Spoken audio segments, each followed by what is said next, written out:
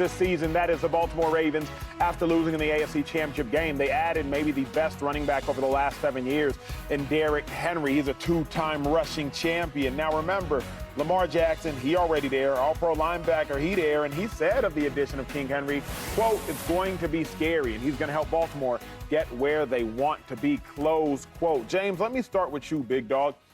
Should the Ravens be feared in the AFC? Fear, no. Because we all know that the Ravens are going to win in the regular season. That's what Lamar Jackson does. That's what Harbaugh does. They're going to win in the regular season. They're going to play really good defense in the regular season. That's what they do.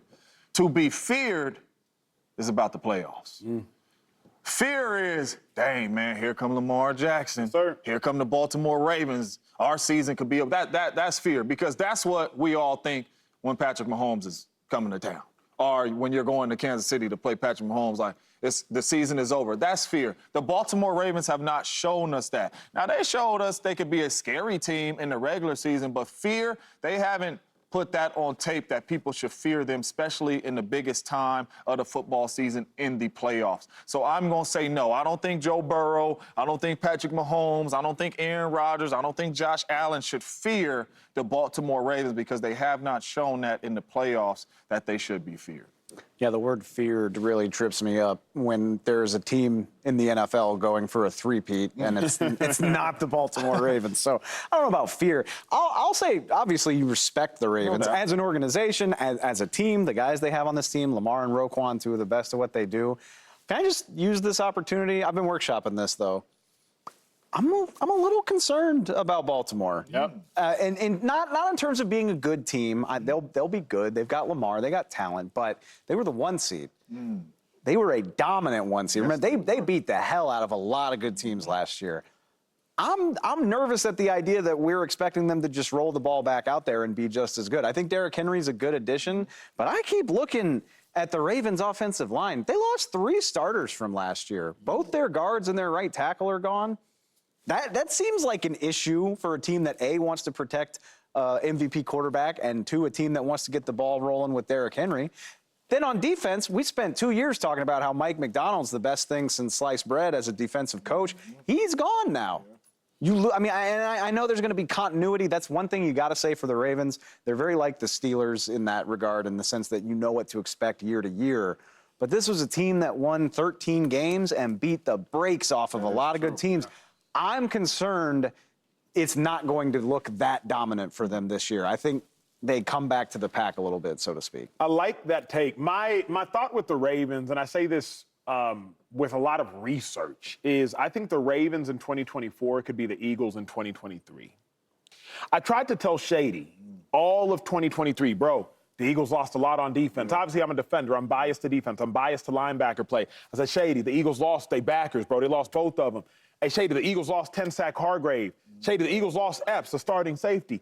Hey, Shady, the Eagles lost Chauncey Gardner-Johnson. He led the league in interceptions prior to getting hurt. He didn't want to hear Hey, they lost but they returning a lot of dogs. No, but Shady, but what about what they lost? When I think about the Ravens, y'all, I'm like, the Ravens lost Geno Stone, led the National Football League, or second in the NFL in interceptions with 7. The Ravens lost Jadeveon Clowney, 9.5 sacks, second on their team. The Ravens lost All-Pro Patrick Crean. To me, last year, he was the 4th best linebacker in football. I voted him as an All-Pro, second on the team in tackles. The Ravens lost their defensive coordinator. Hey, the Ravens lost a lot. So where I'm at with the Ravens is I wouldn't be surprised if they had that Eagles 2023 season. Still very good. Remember, the Eagles started 10-1. Right. The Eagles just hit hurdles late down the stretch. Eagles had a quarterback in Jalen Hurts, who was almost an MVP. Lamar Jackson was an MVP. Jalen Hurts, if not for Patrick Mahomes, who won MVP in 2 years ago? Jalen Hurts, if not for, I think it probably was Pat. Oh, Pat Mahomes in 2022? Yeah, when Jalen won. Jalen Hurts, if not for Pat Mahomes, would have been an MVP. So I'm looking at this Ravens, and the concerns I have is like, man, them losses matter, y'all. Like, Clowney matters, Queen matters, Stone matters, and the DC matters. Y'all lost a pivotal piece on every single level. The D-line, the linebackers, the secondary. I don't know that the Ravens should be feared. They will be good, but not feared. So with what you guys are saying, throw the fear out the window. Are the Baltimore Ravens going to be walking into training camp in a week or 2 from now, whenever they reporting, with a chance to win a Super Bowl? Are they one of the teams that you guys have on your radar that's walking into the building that's saying they can win a Super Bowl or no? I still think you got to put them on that list. I mean, there's enough there. Again, like when we're talking about what they've lost, they still keep a 2-time MVP. Yeah. They added Derrick Henry to the mix. Zay Flowers is going to have another year. He was fantastic as a rookie. We'll see what he can do as a second-year guy. They kept Justin Madubuike, the defensive tackle, huge keep for them. Roquan is there. Kyle Hamilton's one of the best young defenders in the NFL at safety. But is that enough? I don't know if it's enough. I don't think it's enough. It's enough to have them on the short list. So you're saying no? I'm saying no, but I with my takes, I usually go out a little bit further than most people. Like I've said that I don't know that Josh Allen will win a Super Bowl. Acho, that sounds asinine. No, I just go out a little bit further than more people. Not with based this upon roster that he has right Correct. But Lamar's roster is a little bit better, and the Ravens roster yes, is a little but bit better. here's my thought process, man. The Ravens roster was really good last year. The Ravens roster last year was really good, and I don't believe they were close to beating the Chiefs. Now, if you look at the score, you might say, yeah, but if Zay didn't fumble, y'all got to remember, the Chiefs beat the Ravens in 2 possessions.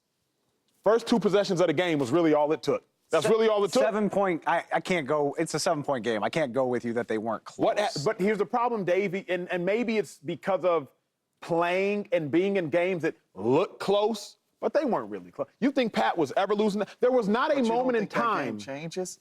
Like it's a tie game. Here's what I think. Here's what I think. I think Pat does whatever it takes to win.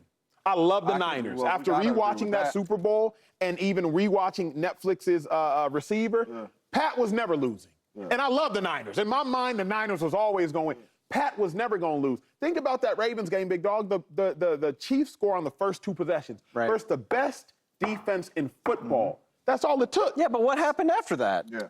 You know how game plans change, and you know how mentalities change. If the Ravens go down and score, nothing in me doubts that Pat would have gone down and scored again. We can't disagree with you on that. You know what I'm saying? Yeah, you might be right about that, but us that, you know what I mean, he's going to nothing in me doubts. If you hold Patrick Mahomes, every team in the league, if I told them, I'm like, you're going to hold Pat and the Chiefs to 17, they will take that 100 times out of 100 times. But here's why I don't like Dave just looking at numbers. Because what we know is, if Baltimore scored 18, the Chiefs would have scored 19. If Baltimore scored 19, the Chiefs would have. So I don't love looking at numbers because we do this all the time. I with get the what Lakers you're saying, but it's close, though. Yeah.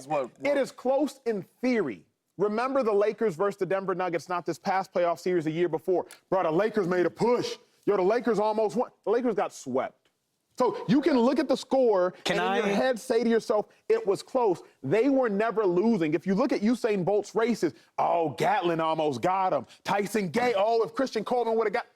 Bro, yeah, but Usain was not going to lose. I got your rebuttal because I know what you're saying. Take it back a year before that. Divisional round, Niners beat the Cowboys 19-12. That was a 7-point game that never felt that close. Correct. At no point did it seem logical or did it seem likely that the Cowboys were going to go punch for punch with those guys? I don't think that's what happened in Baltimore in January. They were never winning. Ever. They were never winning. That's fair because and yes, the Patrick Mahomes is the ultimate closer. I get what you're saying. It's still a 7. It's still a 7-point game that could have turned drastically if a rookie holds on to the football. Here's why I so vehemently disagree with y'all. As a defender, if you like that, I mean, you like that. When I was in Texas, our defense liked that. You go out onto the field, best defense in football. That's the Baltimore Ravens. The Chiefs score on the first possession. Hey, it's all good. They punch us in the mouth, pace the blood real quick. We're going to be all right. They scored on the second possession. Yeah, field goal, right? 7. It was 14-0? Yeah, they went. They went. Oh, no, it was 10? But they ended up going, the Ravens and the Chiefs scored on the first 2 possessions 7-7. Correct me if I'm wrong, Matt. Thank you. I'm right on that. So if you like that, the Chiefs came out there. Kyle Hamilton, I think he's the best nickel in football. Not truly a nickel, but I believe he's the best nickel. Remember how they scored. Remember Travis Kelce on their best. So what I'm saying to y'all is like, Dave, there wasn't a moment where the Ravens could have beat the Chiefs. There was not a moment. My thing is like, who played the worst on the field? What you mean? That's hard to answer. Like, pick a player that didn't play his best for the Baltimore Ravens because they lost. I don't think Lamar played great. Thank you. It's got to be Lamar. So with that being said, the best player in the world, because he MVP, obviously, I mean, for the season. Patty probably for the season. He the MVP. Yeah. Like, you don't think he's going to play better? this is when I want to say this kindly because Mark Slayer's got in trouble for saying it with too much cayenne pepper on it. So you letting all the past playoffs? Who is Lamar in the playoffs? Got you. Lamar in the playoffs has 6 passing touchdowns. He has 6 interceptions. If you add his rushing touchdowns, I think he has 9 rushing touchdowns. But then you got to add fumbles too. Remember the Chiefs game? My dog, my little bro.